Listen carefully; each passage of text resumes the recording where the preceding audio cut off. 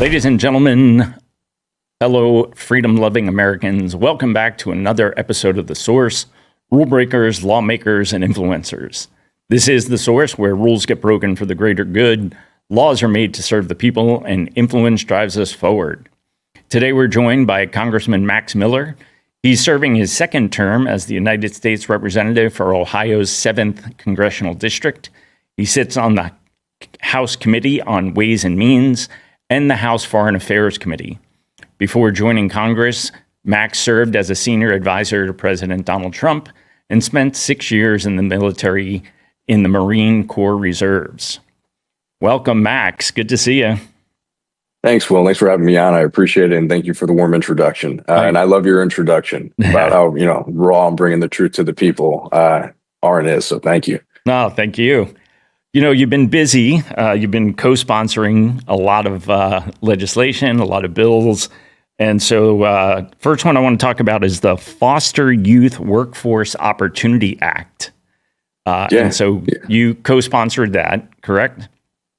Yeah, I'm really proud to work. As soon as I got into Congress in my first term, I was very focused on workforce and development. And I put my money where my mouth is because in my first term, I donated a quarter of my salary back to the community in technical educational scholarships, and was very proud to do so. And this bill, what it does is it opens up opportunities for young adult orphans who could only get an education training voucher known as an ETV for a 4-year degree. And most people who are coming out of those backgrounds don't have the necessary support structure in order to get through something like that. And if you look at where we are in manufacturing, 2-year degrees and technical education, that's where the money's at right now, Will. Yeah. And that is what our country needs. AI is not going to replace our carpenters, pipe fitters, welders, and everyone else and steel workers that we have at this current moment. And it's a beautiful thing. And it's something that President Donald J. Trump brought back into the Republican Party. So I was honored to work on this with First Lady Melania Trump and see this thing to the finish line. Awesome. And so when you say orphans, this is typically foster children. Is it a certain age that they become eligible for this?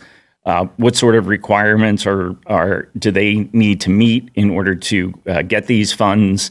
And lastly, is there specific industries that this training focuses on, or do they have a kind of array that they could choose from? Yeah, and those are great questions. And thank you. Those are the best questions that anyone's ever asked me. And I'm not just saying this about this piece of legislation. It shows that you care.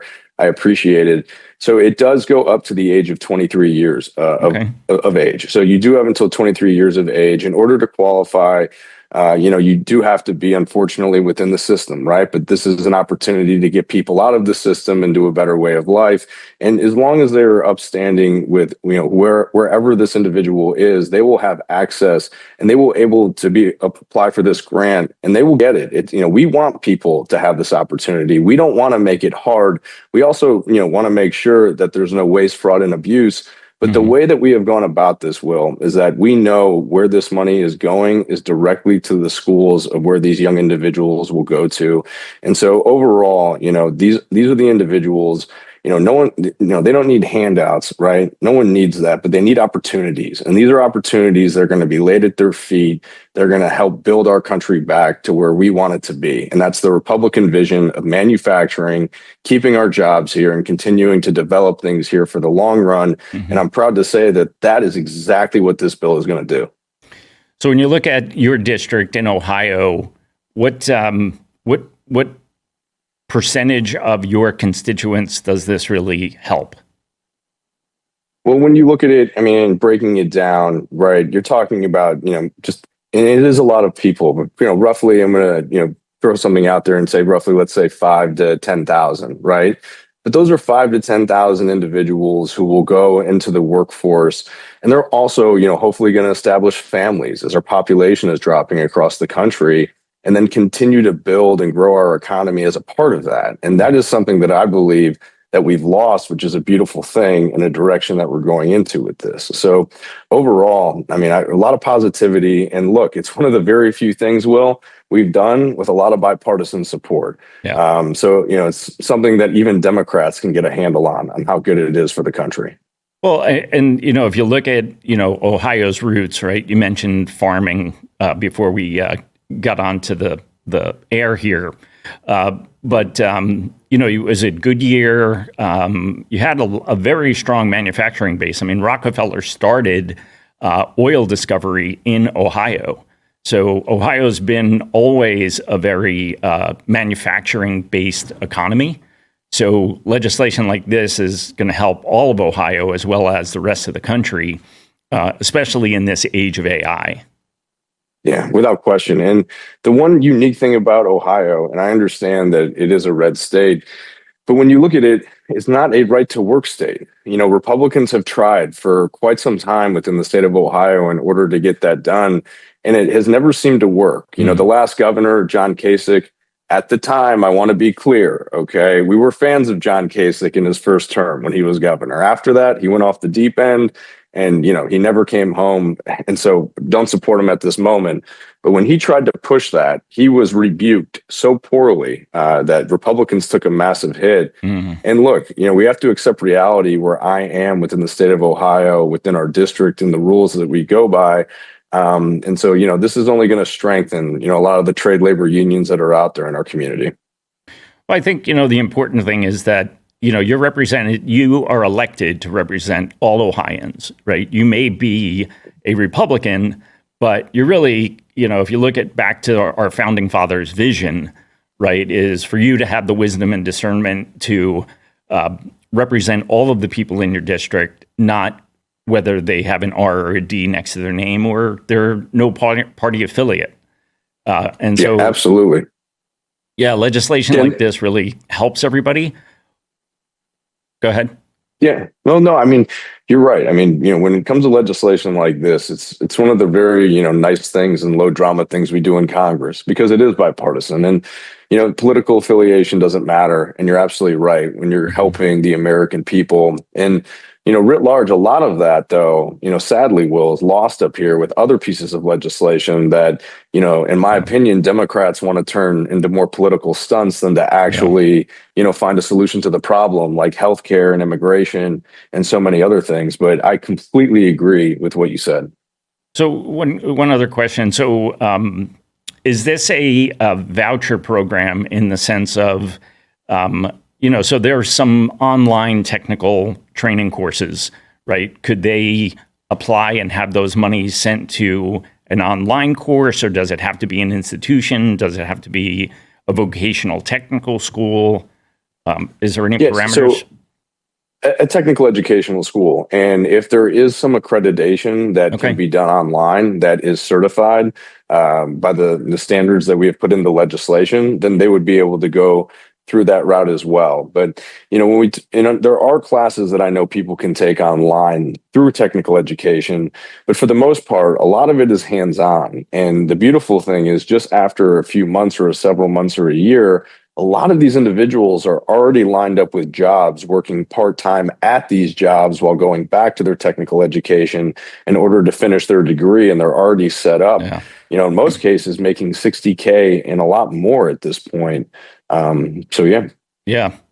No, it's definitely, important legislation. I know here in Florida, air conditioning techs can make $100,000 a year. And, the demand for them is, really increasing and making it more difficult for those companies to service. So, anybody who could come out of school, high school, and have that duration between 17, 18, and 23 years to kind of figure out what they want to do with their life, and then have the opportunity to get this technical training to, create a livelihood for themselves in this age of AI, I think is great. What's the path to signing? Like, what's the path between where it is now and it becoming law? So I'm proud to say we got it out of the House. And now it resides up in the Senate. And I do believe that at some point it will get through. This is a very bipartisan bill. I can't imagine that, any senator is really going to go out of their way in order to knock it down. I mean, it did come out of the Work and Welfare Subcommittee of Ways and Means in a very bipartisan manner, where I believe that almost everyone, even through markup, voted in the affirmative to get it through. So the timeline would hopefully be within the next 3 to 4 months, which would be desired. And I believe we can punch it through. That's awesome. Awesome. Good luck with that. So, thank you. Some other things you've been working on is in the crypto and the gaming space. You know me, I got lots of crypto questions for you. I know you do. Max. But so, in particular, one of the areas you're focusing on is gaming and some of the unfair tax treatment of gambling losses, especially as they impact some gambling related communities, right? And so there's several places in our country, large cities and even smaller places, where gambling is the main source of income through casinos, et cetera. So, why do Ohioans care about these issues? And, how does this affect your constituents, in conjunction with, the Parity Act and some of the other legislation you've been working on? Yeah, without question. So when it comes to the gaming fix and why I'm working with Stephen Horsford, my colleague on the other side, I'm working with him as well on the crypto tax framework, which we'll get into. But what has happened since this law has been put in place is that it is a phantom tax right now on anybody who gambles, on a casino or DraftKings. It doesn't touch prediction markets, but you will owe roughly 90% of your losses on taxes at the end of the year. And a lot of the American people don't know that. So here's why it matters to the state of Ohio. Sorry, say that again. So you owe 90% of your loss? Pretty much, yeah. In tax. Senator James. So I bet $100, I still owe $90 of tax, even though I lost that money. That'd be correct.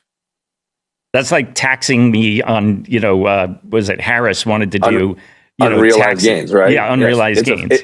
Exactly. It is a phantom tax. And so this was something that was pushed through by Senator Langford. People can think whatever they would like, but at this point, it has to get through. And what this has done and why people in my district and everyone's district should care, whether they have a casino or not. We have one just outside of our district in Cleveland, Ohio. We have constituents that work there. But a lot of this money now is going out of the United States and is flowing to Russian illicit gaming casinos. Now, a lot of it is online. And now you're taking your average individual who is betting and they're going overseas. Why? Because they have a better structured tax code to where they're avoiding the tax structure of the United States.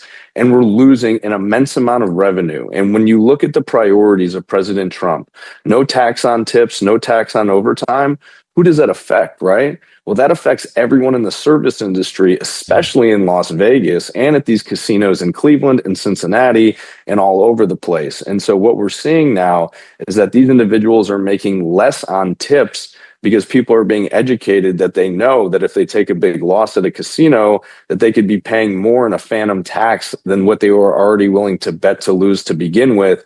And I believe that is irresponsible. People can make their decisions on their own, but the government should not be greedy and reach into people's pockets. And look, if you have a gambling problem, and you are out there, please seek the help that you need in order to correct that fix. But look, self-control is something that everyone has and everyone should exercise. And for the government to come in to take money that's not theirs, like unrealized gains, is exactly why I'm moving to fix this. Not just, for people, who don't care about gaming, but for the revenues in our country and for national security implications, it matters very much. Well, it brings up an interesting point, right? Because it's also levels of sophistication. Right. So I trade options. You could also say that's a form of gambling, right? I'm taking a bet that, the stocks are going to go up, the stocks are going to go down, and without getting too deep into the weeds, right? You can use options to protect positions, et cetera. But at the end of the day, it is in essence a form of gambling. Yes, I'm making an educated guess. I can argue that all day long about, sort of the nuances behind it. But, if I take a loss in the stock market, I get to write that loss off. Now it is capped. There's certain, provisions in there, the wash rule, which we'll talk about in a few minutes about, your crypto legislation, how there's things in place for that. So, putting the quote unquote, gambling word to the side, it's really, after reading this is legislation that really brings parity to losses from activities, whether that be a stock and investment activity or at a casino or in some sort of online gaming. Right. It just, at the end of the day, you summed it up the best. It just makes business sense for the country, writ large, period. And that's where we need to be. And, even the president and Chairman Smith of the Ways and Means Committee have agreed that this is something that needs to be fixed. And so we've been talking, with the American Gaming Association and many others, and we believe that we can get this specific bill through. Talking with the chairman just a couple of days ago, we believe after November is when this bill is going to move and we'll be able to fix this issue for the American people. And really, to attract more people to come here, back to these places. I'd rather have a lot more foreigners come here and lose their money as long as they're allowed to be here than anything else in the American people. So, yeah. Well, and to your point, when you're dealing with offshore, right, you really don't know who the actors are behind that. So, people who are concerned Americans who care about our safety in the world stage, you could be funding groups that you don't want to fund with the revenue from your gambling. Yeah, without question. You hit the nail on the head right there. And then you go into what you're talking about cryptocurrency. We've been working and, you and I have, talked about crypto now for probably 2 or 3 years, probably 3 at this point. And, look, I finally got off my butt and we did something about it. So we teamed up with Stephen Horsford, who's a Democrat, but Chairman Smith wants to make this cryptocurrency legislation bipartisan, which we agree.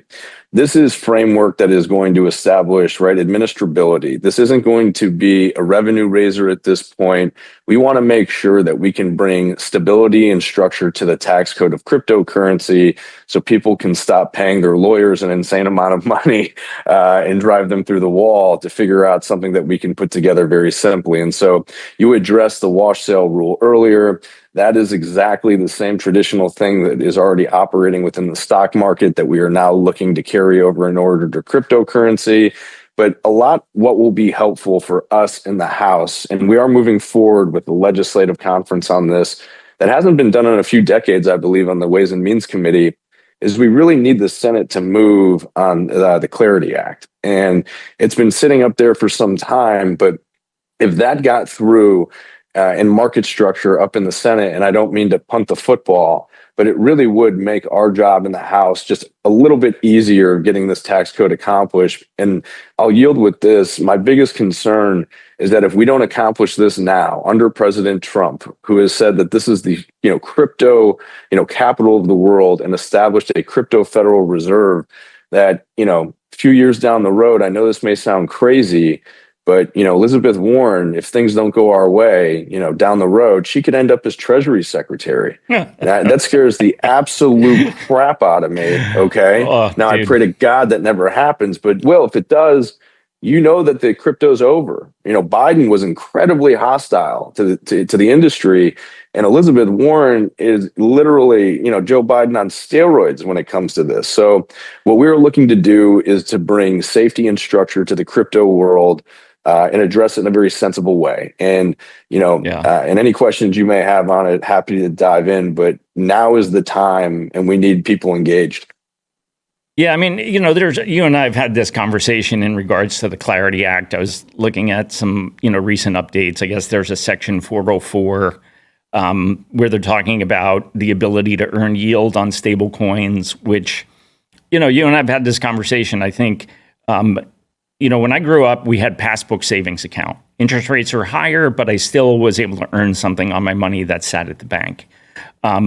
Now, interest rates where they are, they're still paying the same 0.25% on savings accounts that they were paying when interest rates were zero. And so what's the incentive or what's the protection to the American people that banks actually have to compete for our dollars in order to be, because, if people don't understand how banks work, I deposit my paycheck in the bank takes that money and lends it to Max so Max can buy his house, and that creates the mortgage. So it's this cycle that helps everybody. But I'm depositing that money, I'm earning 0.25, they're giving Max a mortgage at 6%, right? Now, if you look at it in terms of stablecoins, they're being invested into or being backed by typically U.S. Treasuries, and there is some sort of shared yield between what the Treasury generated and what the stablecoin holder got. And so, Right. in the Clarity Act, one of the things that the Senate really needs to focus the most on is balancing between the banking system and the consumer and giving them an opportunity to earn money on the stable coins that they hold. Now, I did see and read some things where they want to make it like a staking. So if you're actually actively using the stable coin for some sort of investment or putting it into some sort of staking pool or something like that, then you can earn yield on it. But you can't just sit on a stable coin and earn yield. Right. And so looking at that perspective from the Clarity Act, if you want to make any comments on it, please do. And then we talk a little bit more about the Parity Act and how those kind of feed into each other. Yeah, I mean, look, when you talk about making a yield on stablecoin, I mean, I would be in support of that, right? A nominal yield that continues to show a benefit while holding it, just like anything that's competitive, right? The dollar goes up and down. And so I fundamentally believe that you should collect some yield. And I would amend that within the Senate, and I would be supportive of that. But here's where stablecoin is really going to be the ultimate player, Will. And I use this analogy all the time. But take a look at Costco, for example. A lot of people shop there. I do. I don't know if you do, but a lot of people do, right? Well, when you go shop at Costco, they only accept one form of payment, which is Visa, because they've cut a deal with Visa that gives them a lower interest rate. Which is why you go to BJ's, because BJ's takes American Express. Yeah. So, but you have these companies, though, right? Like that are doing that. And so if you're Costco and you already have this massive following and you're one of the biggest, retailers that are out there, and you are for everything underneath the sun, why would you not all of a sudden cut out Visa and then tell everybody who already shops at Costco, hey, we're just going to go to stablecoin? And what that would go ahead and do is it would get rid of all of the credit card processing fees that Costco had been obtaining for however long, which I'm sure are in the billions of dollars for an organization that's that big. And, if they're able to do that, they would be able to lower prices for the American people. And we do have oversight committees to make sure checks and balances that these companies aren't, having overreach and raising prices to an extent to take advantage of the American people. I really believe that this will work out beautifully to where the American people will be paying less for things if this is, constructed in the right way. And, credit card processing fees will hopefully go down the tubes to a certain extent, because a lot of retailers out there, more so small and medium, are getting more so killed by these things than, obviously Costco and the bigger giants that are out there. Yeah, I mean, I own a business. I've had a business for 23 years. I pay $5,000, $6,000, $7,000 a month in credit card processing fees to, and what you're starting to see now is, companies are more and more adopting surcharge, where, if you're going to pay with a credit card, you pay 3% on top of, right? So that I'm passing, I don't do it at my business, but, I'm passing along the cost to my customer, right? And so then who winds up getting hurt in the end? It's the consumer. It's not even the business. And the reality is that those fees are changing. I get monthly update fees. This fee's going up. This fee's changing. This is happening. So, yeah. I believe that. Sorry. Go ahead. No, I truly believe it can be transformational if handled in the appropriate way. Yeah. I really, really do, and still agree with you on the yield aspect of it. But like I said, we really want to get this across the finish line, because if we don't do it now, and I have faith that we're going to keep the majority and that we're going to continue to operate well underneath President Trump. But both feet of mine are on the ground and in reality, and I have to look at both sides. And if for whatever reason we don't hold the majority in November, then this crypto tax dies, and everything that we've worked so hard to try to accomplish is just stuck in purgatory. So I don't want to make it's not like we have two bad decisions to go with, right? But one is definitely better than the other, and we've just got to make sure that we get it done before they screw it up to a certain extent in the Senate. Yeah. No, I see. I mean, never really thought about it beyond like what are the other applications of stablecoins and how could they be a dollar replacement, especially in business. And, your example about Costco really kind of changes the conversation because there's so much more to consider in the structure than just a consumer or an investor earning yield on their coins. My argument had always been on the flip side is, hey, a bank should be a competitive business just like every other business in the country. So you should have to compete for my money. If stablecoins are going to pay me 2%, then maybe you need to pay me 2.25%. If you want my money so that you can go lend it to Max for 6.5 to buy a car, buy a house, et cetera. So that's kind of where my head's at on it, right?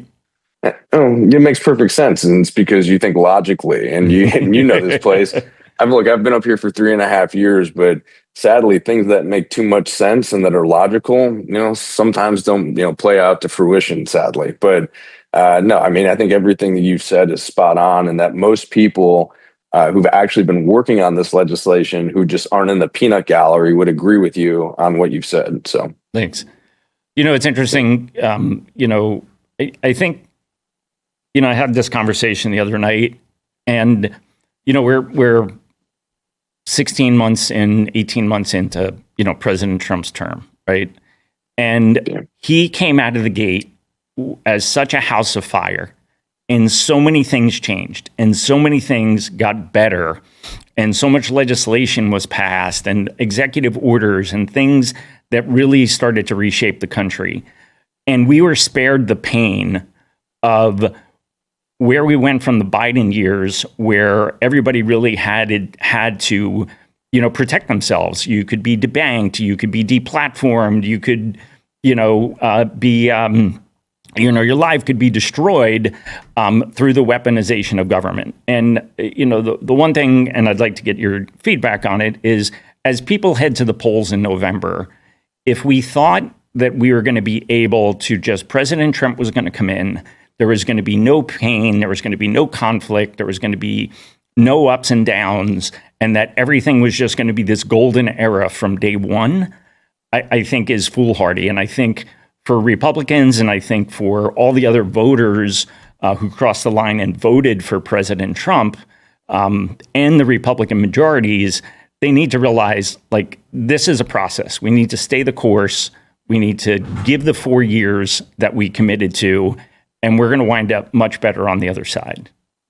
Yeah, I could not agree with you more. I would be rather here today with President Donald J. Trump in office than with a President Kamala Harris. People forget, you're absolutely right, Will, that underneath that individual, I mean, he wasn't even cognitively aware. He wasn't running the country for the last 2 years. We had a hearing the other day, and the Foreign Affairs Committee, they were asking Secretary Rubio about his shoes and if the president took a nap for an hour or two. I mean, these people have absolutely, nothing, but the American people need to be reminded of how truly crazy the left is. I mean, that they legitimately thought it was okay to spend money from the federal government, your taxpayer dollars, to push an agenda that only affects a fraction of percent of the world, to make it okay for men to use women's restrooms, right? Yeah. They opened up our country to more than 16 million illegal immigrants that absolutely devastated our country. They didn't seem to care about Americans then. And let me tell you right now, that without question, there is no shred of a doubt, and you can even see it within the American people, that they still like and trust Republicans more than Democrats. Even with the polling being as it is, they still favor us because at the end of the day, we still are the party of logic and reason, and they are the party of absolute insanity that will want to continue to spend your money. They'll want to continue to change your kids' education, to make them believe in the diversity, equity, and inclusion, which ravaged our country, critical race theory. I mean, people need to be reminded that was only 2 years ago. Yeah. And it's going to take a lot of time to unwind all of that. But make no mistake, President Biden and the people who supported him during his administration not only set our country back 4 years, they set an entire generation of kids back within our country that is greatly going to affect how we go into the next generation of our country. So, look, at the end of the day, if we want to go to the facts are, we're still the right side. We're still producing, delivering for the American people. Yep. And all the Democrats can tell you is, I don't like Donald Trump and he's a bad guy. Well, you know what? The American people put him back in office. Okay. Yeah. That speaks volumes. So, I do apologize. I know I got to run here in a little bit. Yeah. I just want to jump in real quick. TANF? Yeah. Sir. What's your TANF program? Yeah, TANF. So we've been working on this for a good bit, and I was able to speak on it yesterday. TANF exists really to help low-income families achieve stability across the entire country. And what we have found is $10 billion in TANF funds have been unused nationwide. So this is your taxpayer money that is actually supposed to go to help, temporary assistance for needy families. That's what this is. Has been unused. And what we are looking to do is we are looking to unlock that to actually improve the availability of these funds for the people who need it. And it's amazing that Democrats have let this stay dormant as they've known about all of these unused funds within all of our states. And they don't actually want to help the American people. They just want fancy chyrons and titles. And so what this TANF bill is going to do is actually help the people in need temporarily, and so that they can get off the government structure and be successful on their own. And so I was proud to introduce this with Mike Carey, who's another great Ohioan out of Columbus. And this is just going to go ahead and provide clearer transparency and guidelines. Awesome. So which earning brackets is this most affect, and does it have any tie-in to your jobs training and other initiatives? It does. I mean, so this affects, the people with the lowest socioeconomic background who are going through these programs, who apply for these grants and vouchers. They have to go through a process in order to get these things, to meet the qualifications. And what this bill does is it actually makes sure, just like we did with reconciliation, when we put work requirements on Medicaid and kicked illegal immigrants off of the healthcare payroll, this just ensures that the people who are getting this money are actually the people who need to get it, but they have to go through a process and apply for it. And yes, it will affect, people just outside of our district and some inside our district. But, we surround the city of Cleveland, Ohio. And while I do not have Cleveland, Ohio in my district, I'm a proud Clevelander. I care very much about that area. And this bill in itself is going to do more for that area than it will for our district. But I'm proud to go ahead and, as you said earlier, not just, be a representative for my district, but for all of Ohio. And that's exactly what this bill does. Awesome. Thanks, Max. I think you got to run. So thanks. It was great having you on here. Any closing remarks for the audience, how to get in touch with you, how, support your campaign if they're in your district? Yeah, absolutely. Well, really appreciate it. I mean, please go on Twitter. We're at Max Miller OH, and our official handle is at Rep Max Miller. And if anyone is, so inclined and they'd like to support us, please check out our campaign website, maxmillerforcongress.com, and any other thing that we can do to be out there. But Will, really appreciate you having me on, taking the time, and I hope we can do this again very shortly. Sounds great, Max. Thanks a lot. Great to see you. Have a good summer. Brother. Thanks so much. Bye-bye. Thanks, man. You too. Bye. Well, that's another episode of The Source, Rulebreakers, Lawmakers, and Influencers. Thanks for joining us. Look forward to seeing you next time.